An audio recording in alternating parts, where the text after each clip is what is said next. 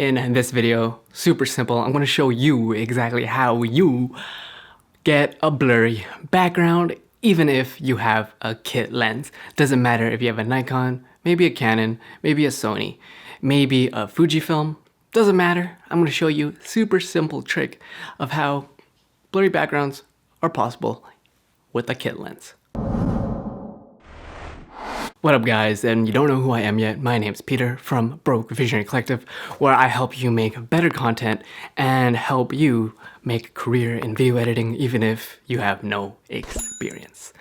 So super simple, doesn't matter, like I said, Canon, Sony, whatever, even with a 18 to 55 to a 3.5 to 5.6 variable aperture lens, you can have a blurry background. And if your brain was just like, whoa, really? I don't need a 35, 1.8, 1.4 to get a blurry background?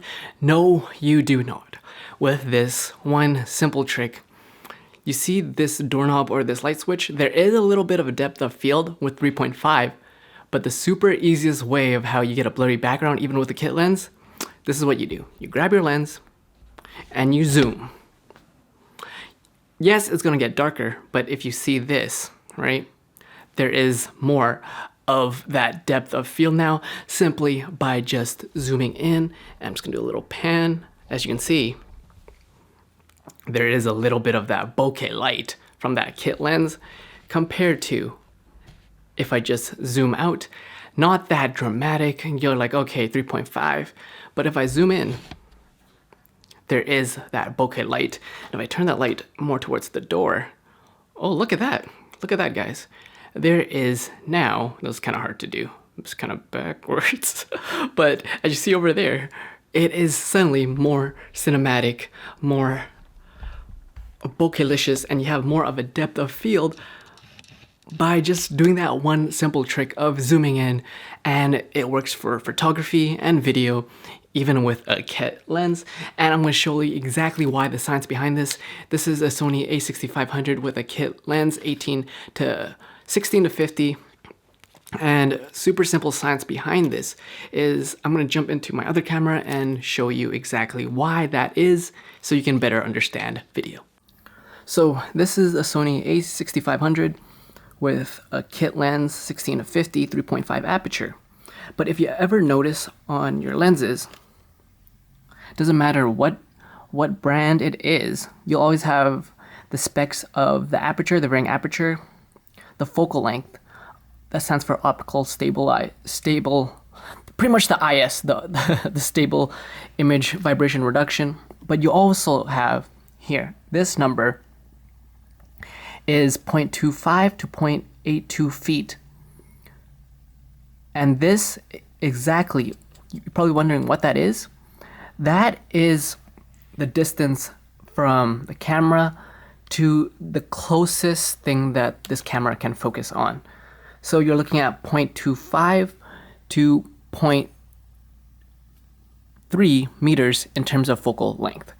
And it gets a little complicated, but the basics of what that says is, if you look at every camera, doesn't matter, Nikon, I'll show you a bit on my D50-200, you'll see this thread mark, right?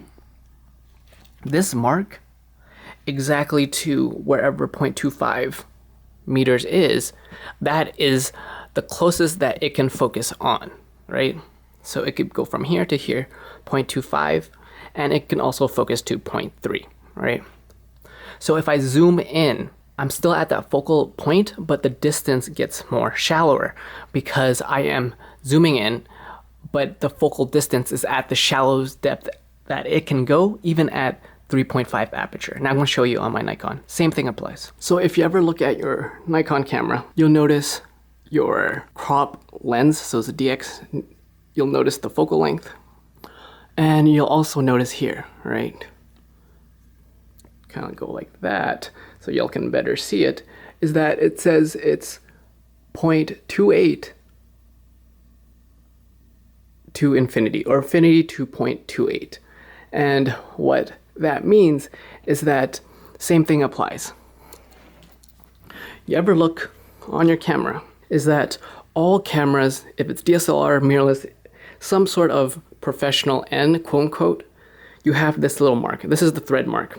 So from here to wherever 0.25 is to infinity. Infinity is all the way to the back, so it's back focused.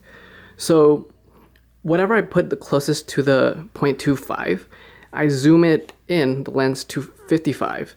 It means it will create a shallower depth of field, and that's for something. It doesn't matter what focal length you have.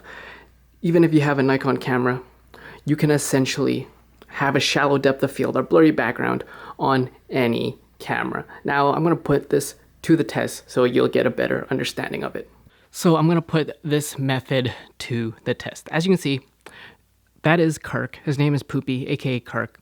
And now my settings are 1/50, 3.5, 160. But as you can see, there's not much of a depth of field, even though I'm using this kit lens, and there's no bokeh, and people are like, okay, that's the best I can get out of my kit lens. But if you apply the same principles of understanding the thread and the closest distance of focus, all you need to do is, what I'm gonna do is I'm gonna grab Kirk, right? Bring him as close as I can possibly get. And look what happens once I start focusing on Mr. Poop or Kirk. And look at the books in the background.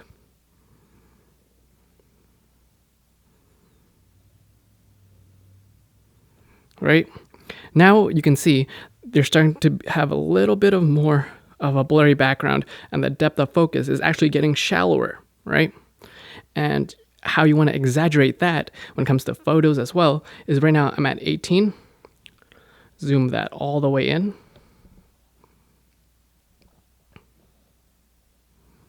And now I'm focused on the eye. But if I just turn the camera and tilt, you can see how much of a difference that is to the books versus if I just zoomed all the way out, zoomed all the way in.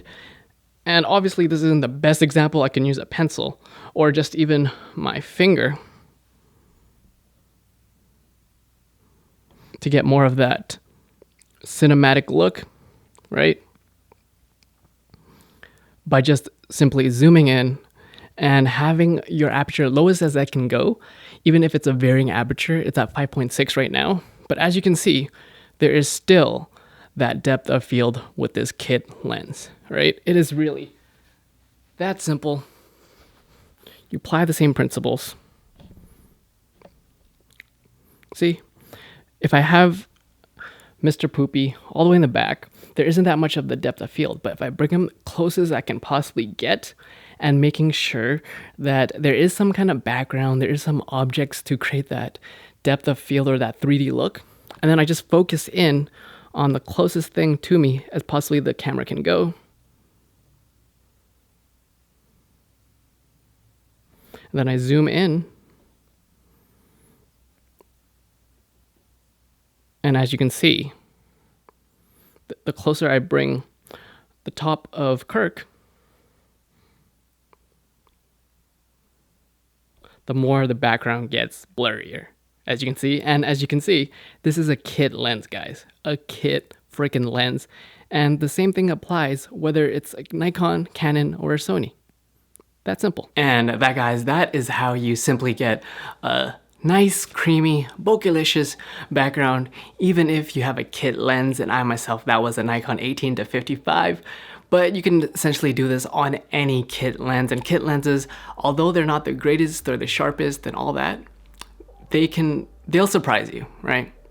And I wanted to make this video to show you guys that budget, whatever it is, use with what you have, and eventually you want to upgrade. But use what you got so you can build the skills so you can eventually get that camera that you want. And if you don't know where to start, link in the description to get my free camera guide to help you exactly break down what exactly the gear that you need, the eventually gear that you need, and how much money do you need to invest to start a career in video editing if you want to do that for a full-time thing. My name is Peter. You're watching Broke Visionary Collective, where we all start with nothing, but you can always create something.